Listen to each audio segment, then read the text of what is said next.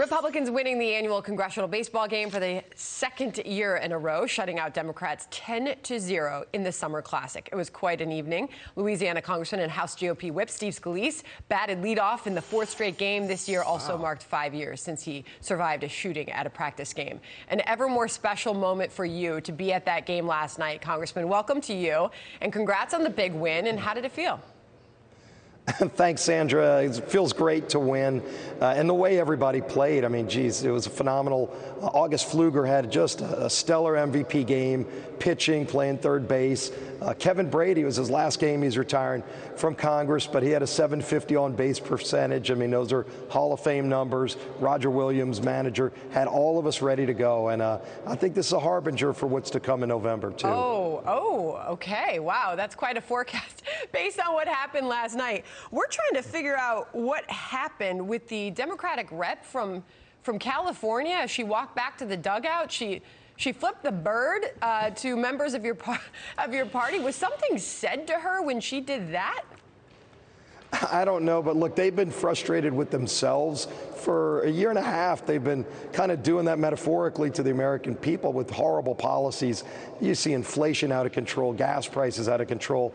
I think people are just fed up with what they've been doing. Maybe they're finally getting fed up with what they've been doing and what it's doing to families across America. Oh, okay. Well, you know, it is a moment, and going back to the unfortunate incident involving you back in 2017 with the shooting at the practice for this game.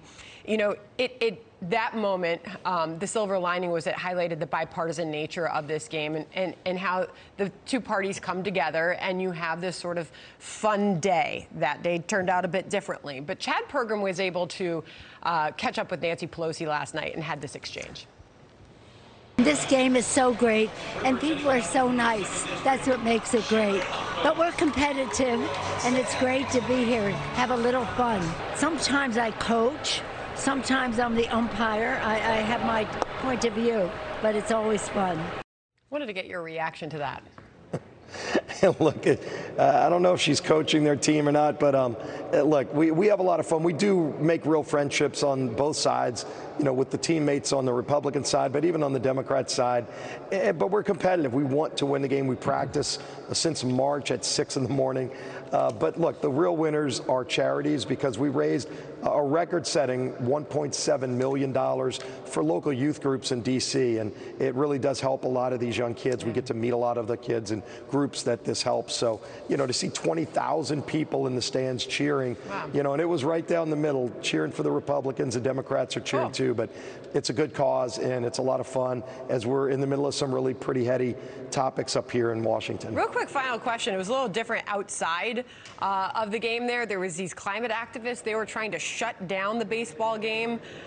There was more protests apparently inside. This was a climate activist to Fox Digital. Shouldn't be out having fun, you know, actually hanging out with some of the rich polluters at this fundraiser game. They should not be out having fun hanging out with some of the rich polluters at this fundraiser game. What was your response? Maybe that's some of the people they hang around with. I'm wondering if they all walked to the game or if they actually drove cars and used fossil fuels that they decry every day as they're living their life. Probably a good lifestyle, trying to ruin it for other people. And again, like I said, they wanted to shut down a game that raised $1.7 million for local youth in D.C. You know, maybe they should spend some more of their time helping out some of those same kids who are in need, some of these young people who maybe want better options so that they can live a better future, and they might feel better about themselves too. Well, Congressman, I know you were out there representing U.S. Congress at that game in the great state of Louisiana, but you're also representing LSU Tigers, so a big G-E-A-U-X to you. Go Tigers, you know it, Sandra. Thanks so much, Congressman. I Great being with y'all, thanks. Subscribe to the Fox News YouTube channel to catch our nightly opens, stories that are changing the world and changing your life. From Tucker Carlson tonight.